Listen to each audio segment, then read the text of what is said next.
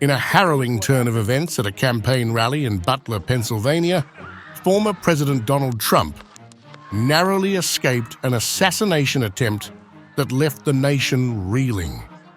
The incident, which unfolded with chilling precision, has sparked urgent calls for national unity from leaders across the political spectrum. Trump, recounting the ordeal in an exclusive interview with the Washington Examiner, described the split-second decision that saved his life. The most incredible thing was that I happened to not only turn, but to turn at the exact right time and in just the right amount. If I only half turn, it hits the back of the brain. The other way goes right through the skull. And because the sign was high, I'm looking up. The chances of my making a perfect turn are probably 1/10 of 1%, so I'm not supposed to be here.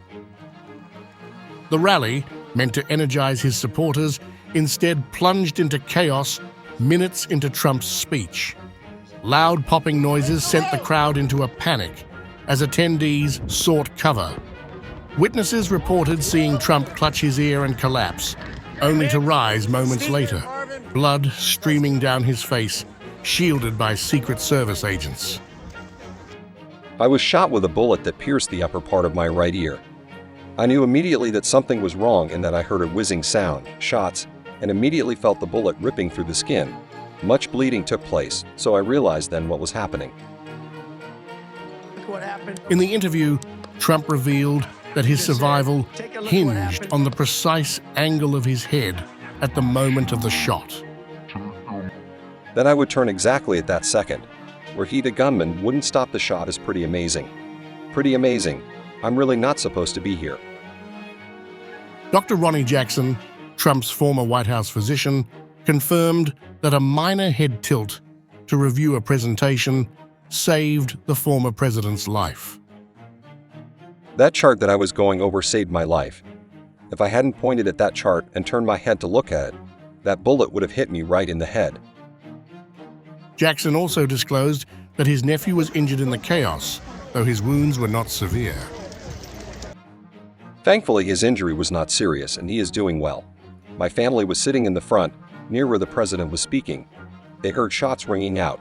My nephew then realized he had blood on his neck and something had grazed and cut his neck. Photographs taken by New York Times photographer Doug Mills, now circulating widely on social media, capture the bullet's near-fatal trajectory. One image shows a gray line just above Trump's left shoulder, another depicts Trump clutching his ear, and a third shows blood on his hand.